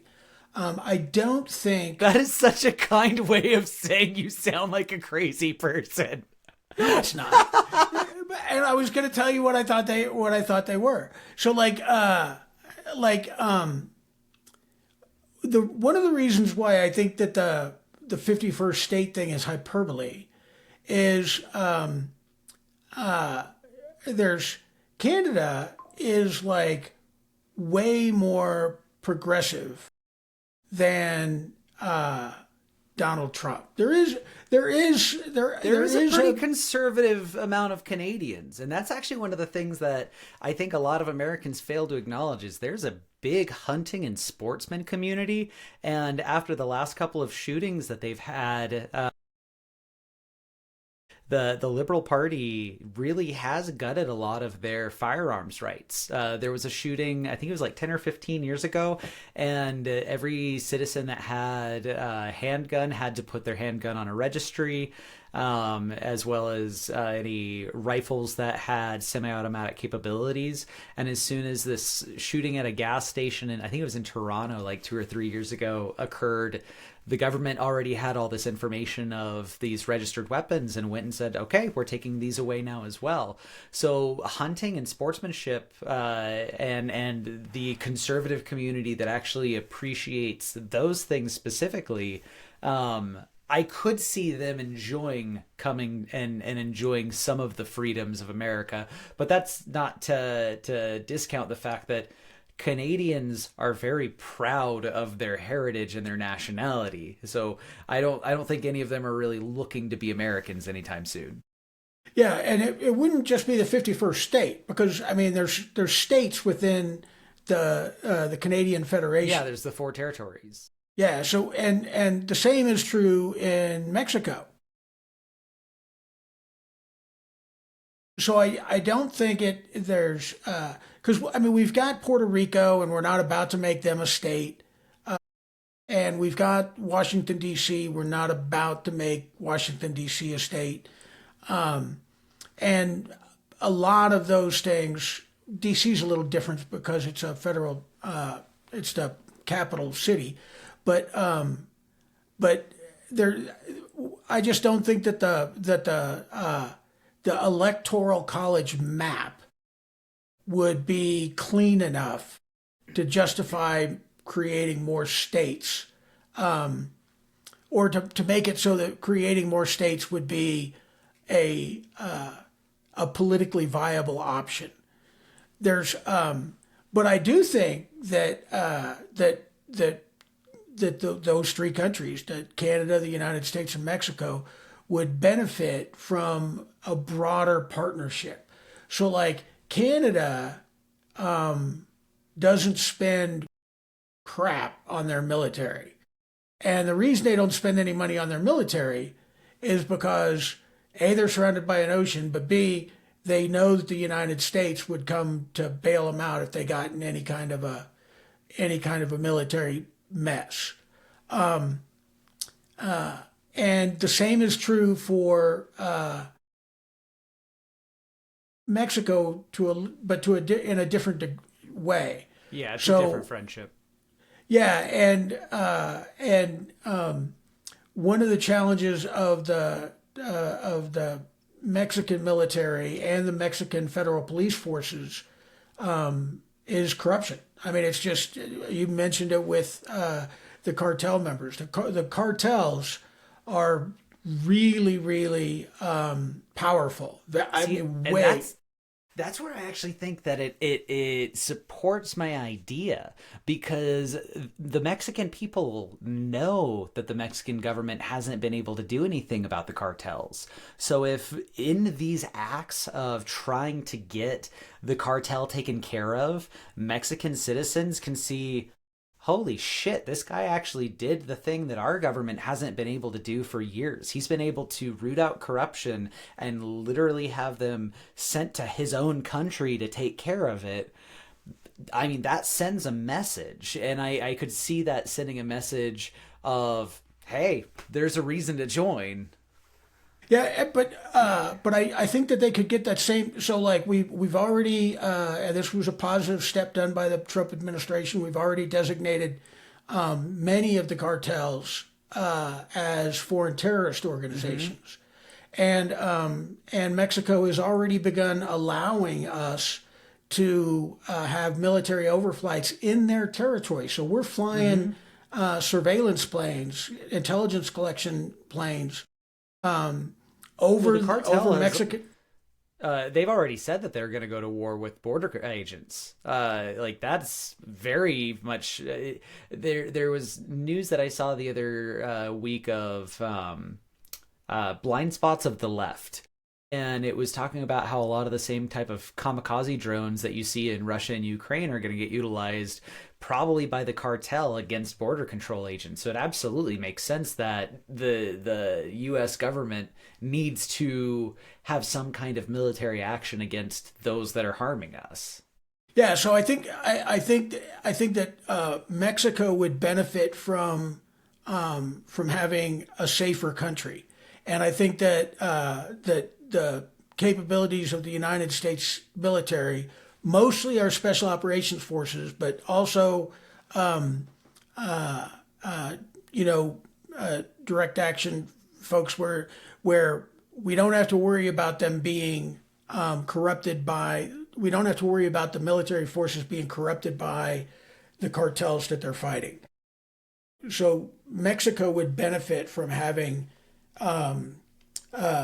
U.S. military forces involved in their fight against the cartels that are damaging their country.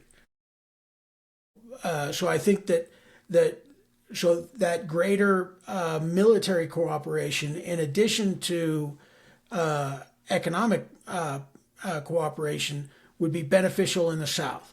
Now, in the North, with Canada, it historically Canada's northern border has been not an issue at all. Just, I mean, they're just like, okay, well, yeah, I mean, it's everything You want above to us is trudge through a bunch of frozen. tundra? Yeah, so how are we gonna get invaded by the North Pole, right? That's not the case anymore. The Arctic Ocean is melting, and it's a navigable waterway. It's a navigable ocean that has vast resources, and those vast resources are already being exploited by by Russia, who the only other country in the world that has more waterfront frontage to the Arctic Ocean than Canada is Russia. So if you look at a map from the top, I mean the whole Arctic Ocean on the northern pinnacle of the globe, it's Russian. I mean there's all kinds of Russian harbors, Russian ports, and as that space warms up. So I mean, this is just a realist in terms of global warming. We are going to have a much larger, much easier to navigate Arctic Ocean in the. It's already navigable, so it's already happening. Yeah, And you that's don't need why, nearly the amount of icebreakers that you needed 2 decades ago. yeah. So that border that wasn't a threat now becomes a pretty direct threat to Canada in that they could have to fight a war of invasion from Russia from the north, and that wouldn't be that difficult. It's just naval infantry. So, but even without a war, the geopolitical threat and the actors who are looking to exploit the the oil and natural gas reserves that exist within the Arctic Ocean, there's going to be competition for that, and there's going to be trade. There's going to be all kinds of ships going back and forth on the in the Arctic Ocean, the same way that we have ships going across the Pacific, and the same way we got ships going across the Atlantic. So the entire geopolitical circumstance of the northern polar area is changing, and Canada is either going to have to expand their navy significantly to protect their territorial waters and their territorial assets, oil and natural gas, or they're going to need a closer cooperation with the United States to help them secure their northern. Because it's a direct interest of the United States that if their northern border is exposed, then that leaves the United States more vulnerable. Yeah, so I think that there would be a benefit for all three countries if there were for different reasons for Mexico, different reasons for Canada, and different reasons for the United States. But I think all those different reasons come together in kind of an amalgam that would make it beneficial for us to not just have a trade agreement related to Canada, United States, and Mexico, but to have a more comprehensive trade agreement, defense pact, and I think it makes a whole lot more sense in the way that the global geopolitical circumstances are changing for an American alliance, an American alliance in the style of NATO, but with a different mission than NATO in the Americas, to where we're like, hey, in our hemisphere, we're the big dogs, and we're going to make sure that everything stays so that we're on top in our area. And I think there again, this would divide the world up pretty easily, in that China is a big dog, and China doesn't want to control the world, but they darn sure want to control everything that the China Sea touches. Uh, so so I think that they would benefit from having more more and better relations with other countries in the Pacific theater, and then Europe. Europe, all bets are off there. I've been for a long time. I have thought that NATO is a bad alliance. NATO was a wonderful alliance until the Soviet Union collapsed, and then when the Soviet Union collapsed, NATO wasn't necessary. yeah, but and since they were like trying to make themselves necessary, and the way that they did it was by expanding to the east, creating a confrontation with Russia that didn't need to happen. There's you know Russia said the whole reason that the Soviet Union created the Warsaw Pact, the catalyst was NATO admitting Germany into the alliance. And when NATO said, "Hey, we're going to allow Germany to join it," the Soviet Union is like, "You're going to what?" They're like, "No, we cannot have this. We're not going to have a big military alliance controlled by Germany." And you just have to go back to World War II and look. Russia lost more people than all the other countries combined, or the Soviet Union did.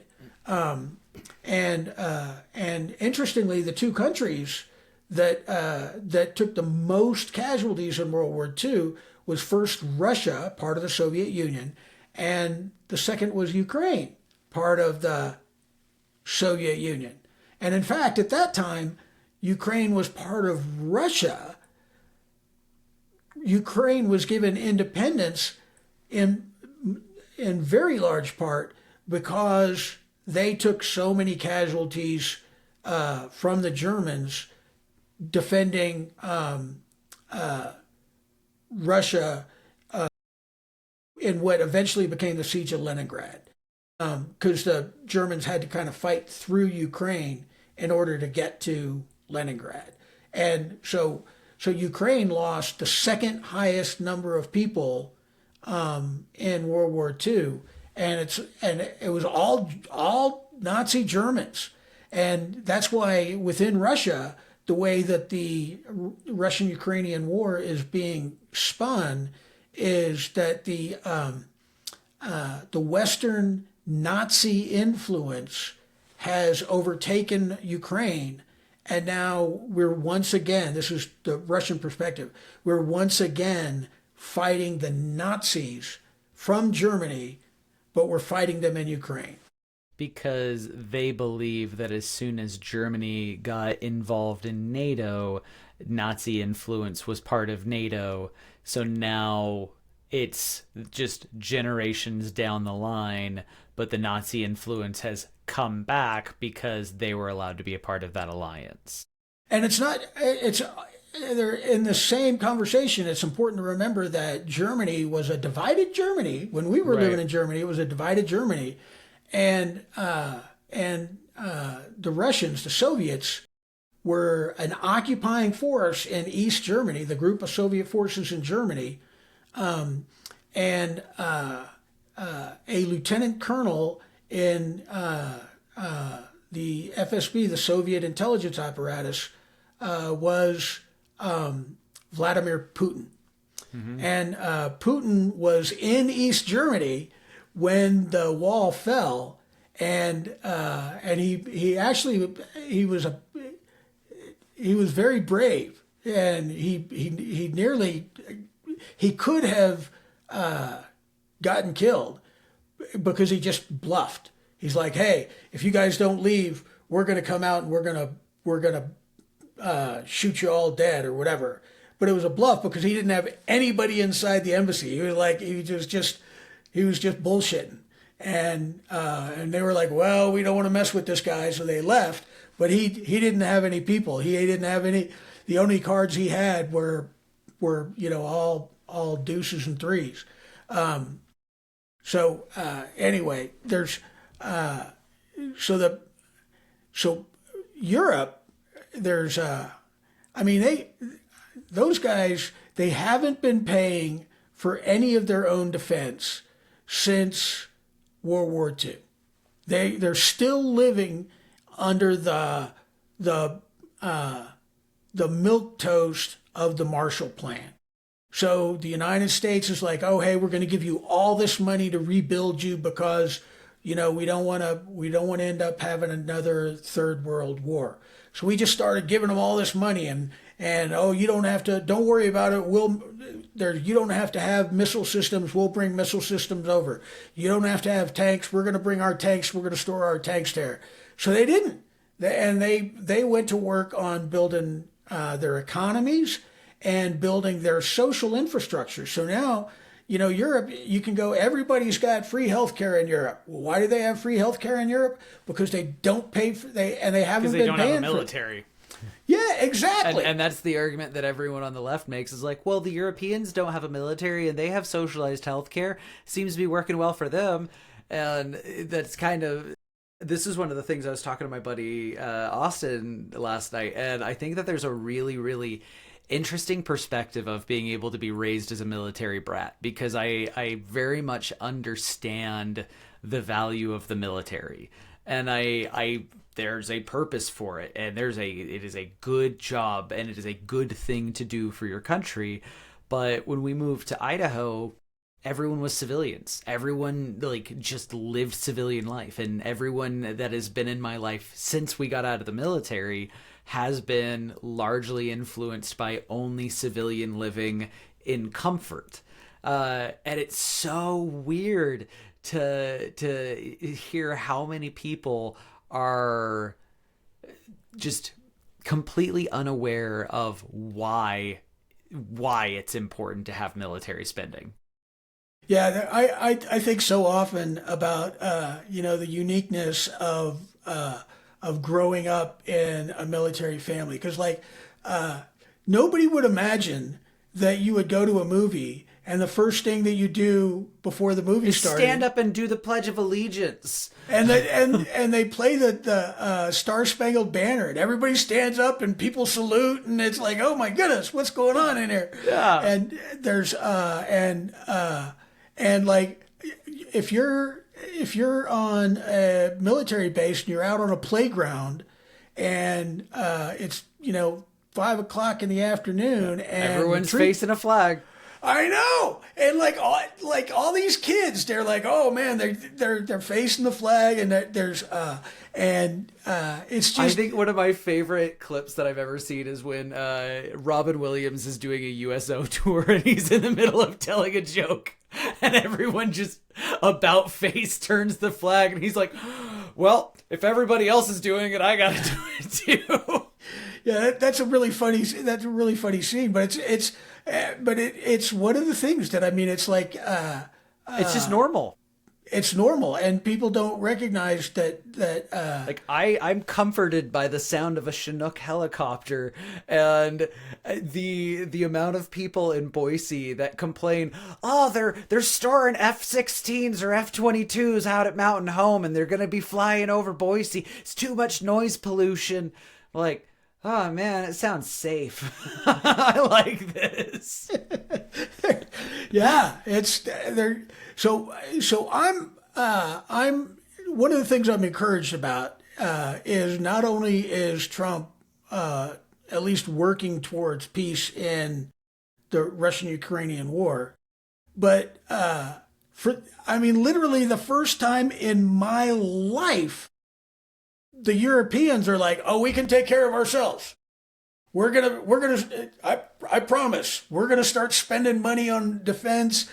We don't, there's, and the only reason it is because, and that's why I think that, like the pause, what they're calling a pause on sending, military aid to Ukraine, it's like Which all the of a sudden Supreme they're Court like, just denied as well.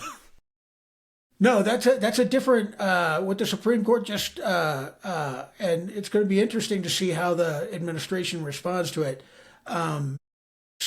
Frozen funding for for NGOs basically Okay, okay. through USAID. So there's all kinds of there's all kinds of businesses, profits, non-governmental organizations that do work, and they've been doing work for years, getting money from USAID, and just all of a sudden, it's like no notice, no nothing. We're just stopping giving you money. And I kind of agree that that's probably not reasonable.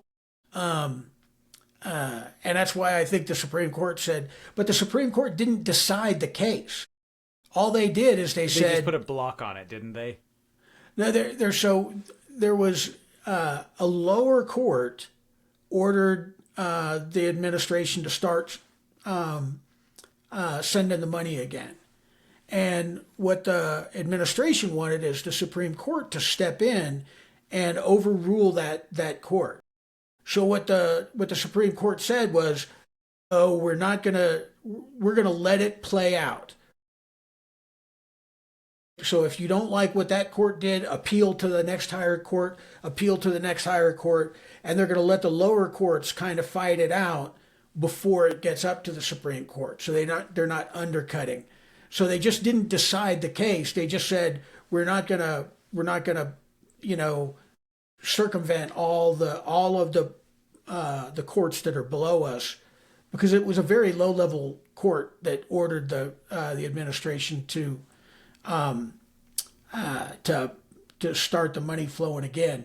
And that's why I said it'll be interesting to see what the administration does, because what's that district court judge going to do if they just don't spend the money? It's like, oh, Are okay, you gonna well, force them to spend the money? Yeah. yeah, what are you going to do? They don't have a police force, they don't have an army, they don't have any regulatory agencies, they don't have anything. That's where he can really be tested with what his executive power can be. Yeah, yeah, because the Constitution doesn't say that some of the executive is given to the president. All of the executive authorities in the United States is vested in the presidency.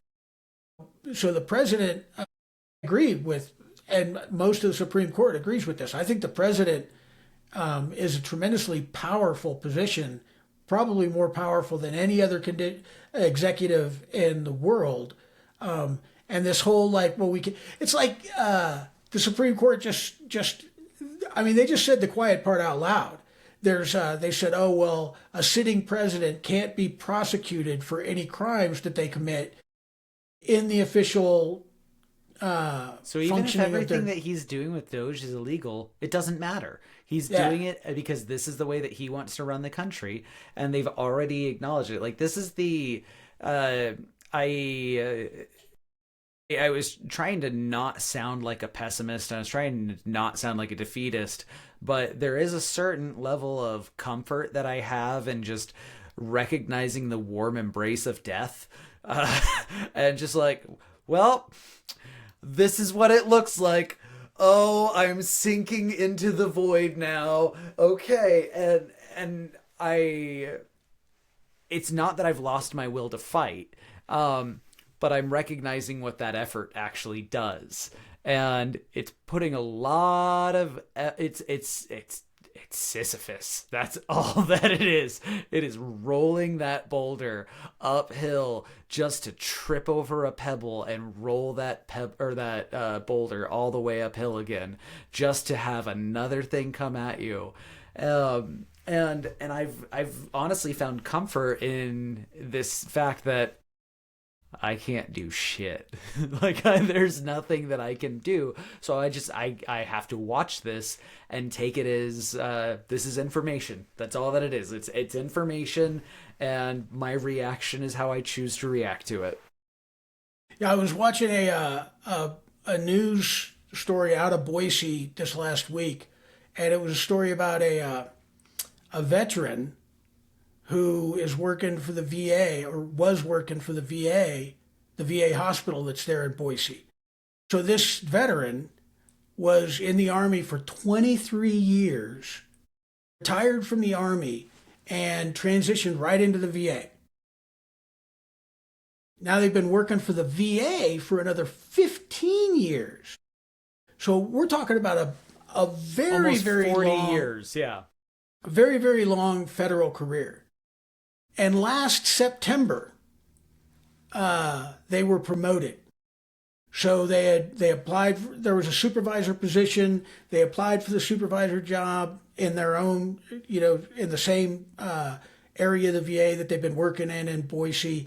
So they were selected. So the person that has been doing one of the jobs was promoted to be the supervisor over all the people that she was working with. And and because she was promoted in September, she's a probationary employee, because that's just the way that it works. You get a new job, especially a new supervisor job, you become a probationary employee. So she's fired After Boom, almost 40 years. just totally fired from her job My because God. Doge thinks that just looked at her as a probationary employee, and it's like, well, it's easier to get rid of probationary employees than it is anybody else, so we're going to get rid of the easiest people to get rid of first without any consideration whatsoever as to what. So not only was she is she a career veteran and a career civil servant in the VA, but she was doing her job so well they promoted her. This is exactly what I was saying when we first started the episode. It is important to do your due diligence because context is key. And like you can swing a stick at things, but that all you are is a monkey hitting something with a stick. You like if you want to use your intelligence and be the intelligent person, do your due diligence before making decisions. Yeah, and any respect that I had for Elon Musk as a human being is gone. I mean, it's totally just gone. I'm like, okay, yeah, the guy is brilliant, probably a genius, uh, and is doing things in the in the manufacturing world that that are just really hard to believe. I mean, because he's built Tesla, he's built SpaceX, he's built He is an accomplished asshole.